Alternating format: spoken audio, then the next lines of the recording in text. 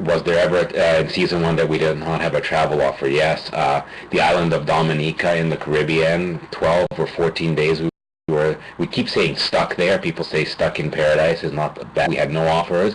We were, we couldn't go anywhere. We couldn't get off the island. And so we hung around and waited. And at one point we even considered going backwards to get to a bigger island that we previously passed so that to move onwards. From there, we ended up finally getting some lift off of there. It might happen. The countries in Eastern Europe are awesome. Yeah. Is there anything you won't eat on the trip? I already said I try to eat everything. Will you keep a journal? You know what? Zsolt's keeping a journal, man. It's all going to be videotaped. There's a blog. There is a blog feature that we might write together, or we might collaborate on, or I might write part of it. Jeff will be tweeting regularly. That's part of it. And that'll all be live. That will be live, yeah. I mean, writing a blog takes time, but certainly during the day, the way it's going to flow is that you will see fairly regular updates from Jeff via these tweets and tweet photos that he can send to immediately locate us and tell us how the story is progressing, and then the videos will follow as rapidly as possible. He's a tweet master. Are you a tweet master? I am? I don't know. I think I need some work on my tweets. I try to tweet when I have something exciting going on, whether it's like I go to a baseball game or some sporting event or something funny happens, but I never just tweeted, I'm eating a sandwich.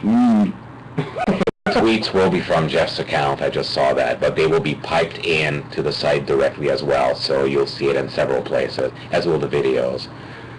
Will retweeting help you guys out? To spread the word?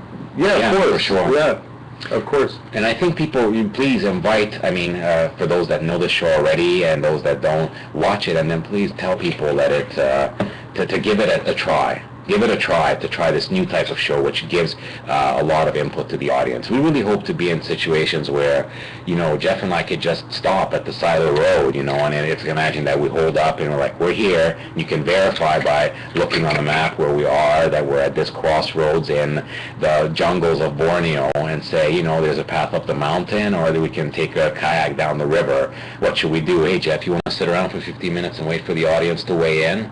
And we'll let you guys weigh in, and then we'll decide based on what you say. That's how interactive and real it's going to be. So, use that power. Live with it, the opportunity. I encourage you to.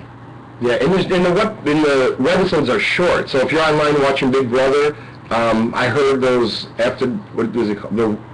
The hell are those called? Which one? When you will go online. Whatever, when you're watching Big Brother online, the Super Pass thing, is that what? The live feed? The live feeds, that was the word.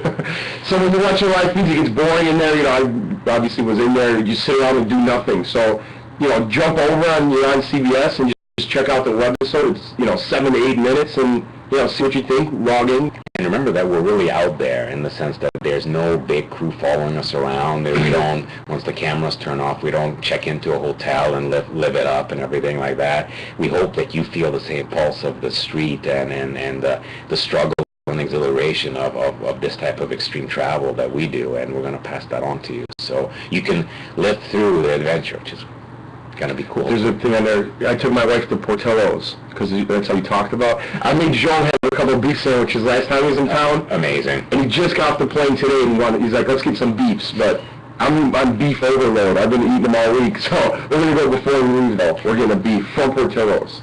Or deep dish pizza as well. Tomorrow we're getting deep dish pizza for lunch because we're going to be in the city. So I'm going to get them. We're going to be nice and fat starting this trip off. So. Exactly. I didn't hit my target weight. I don't know. Did you hit your target weight? No, I was down to like 190.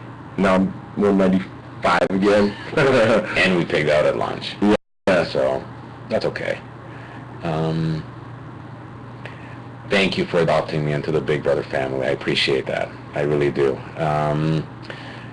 Are you worried about losing weight? No, it'd be great to lose weight. The problem is, what happens? imagine that you're starving. How are you going to eat on the trip? I don't know. But, you're going to pig out every chance you get. Oh, you mean, yeah. When I get food, yes. When I get food, I'm going to eat it. Because usually I watch what I eat, but, it's not going to happen. If I'm blessed with food on a trip and someone's having a, big meal for us, yeah, I'm going to go crazy because I don't know when my next meal is coming. So I'm going to have fun with the trip. Hopefully, I'm not, you don't have to carry me around in a wheelbarrow if you don't know that. Water, I think we'll be okay with water. It wasn't a problem. It wasn't a problem before. Very quickly, the people have been asking about the concept. How did the show get started? Way back years ago, Alex and I did this documentary about surfing, and we were wandering around. Okay. You want a Diet Coke? Thank you. Yes, please. We were wandering around in El Salvador, of all places, and we took a camera. I was not the main cameraman, and we took a little camera. This is my camera, by the way, if you guys want to see. This is the tool right here. It's an HDV camera. This is called a medium format camera. You see its lens with a shotgun microphone on it. Still records on some mini DV cassette, even though in the age of memory cards I could go all digital, but it's safer in my view to record like this. If we come to anybody's house, make sure you got some Diet Coke for Zsolt. And Kit Kats, I believe. That's my weakness. So we're filming in La Libertad, and we found that just by the two of us going in, we would get invited into people's homes and fed, and we got the best, and we thought, wow, what a cool thing would this be, just to go the two of us, not with a big crew. And then it coincided with the miniaturization of technology and editing equipment that I could edit on a laptop, and then it all coincided with the internet also being available to everyone via satellite and roaming and all that. And then Burton, our other partner, weighed in to say, let's bring in a social networking side and open it up to the audience. So put all these together, and Around the World for Free was born. Boom. I'm laughing at some of the tweets. Because there's jokes like from Big Brother, so someone wrote, Almond Joys. That was pretty funny. I was eating grapes, by the way. Someone asked me that. There was a couple over there, so I just ate them. How was Jeff picked for this show? How were you approached? Do you remember? You were approached by corporate CBS? No, actually, the person who called me first, I was at work, and Alex called me. Really? Yeah, so he called me. Actually, Alex called me. I'm at work. He's like, hey, we got this show. It's called Around the World for Free, and just wondering if you'd be interested. And I was kind of like, whatever. I thought it was like a crank call, you know? I was like, yeah, at first, I wasn't like being rude. I'm like, seriously? He's like, yeah, I'll send you an email. And I was like, who is this? I'm like, what? And then I looked, and it was Alex, and he won, and then I saw Amazing Race, and I saw, and then he called me back, and I was like, yeah, for sure, I'd be interested. And then I came out to Los Angeles, kind of on an audition, or that's what it was. It was an audition. Not a formal one. Not a formal. Well, you went the first one. No, I wasn't at the first one. That's right. I wasn't. So yeah, kind of went on a, kind of an informal audition, and just, went from there.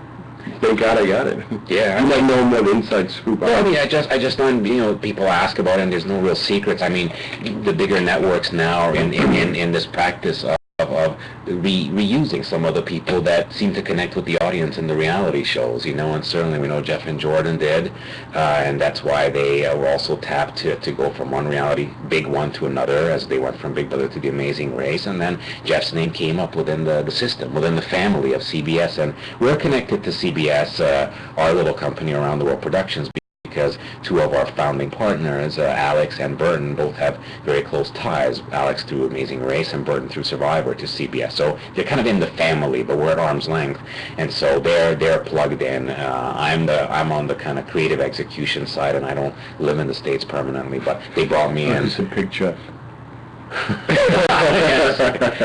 Les and Julie. Yeah, it'd be great to meet them. Someday, huh? For me. Well, you have already met them, right? I didn't meet Les. I met Julie, yeah. Julie's awesome. She's a big fan. She's a big fan. So yes. Hopefully she'll like this show. We'll see. All right. Yours. Jeff, have you heard from your Big Brother 11 castmates wishing you good luck?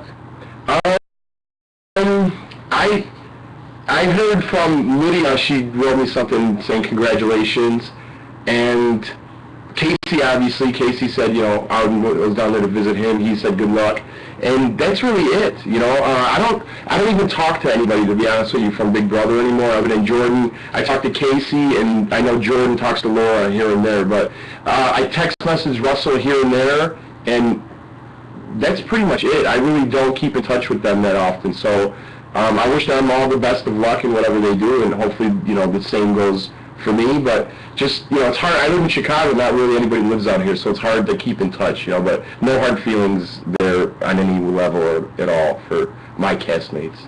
Jeff, do you speak and understand Spanish? And see. No, not nothing. But Zsolt speaks 6 languages? I'll qualify that. I mean, I dabble. I'm more fluent in like Hungarian English and French, and then it starts going downwards for Romanian and Spanish and German. So, but I mean, you could... I can get by, definitely. I mean, Right. Yeah.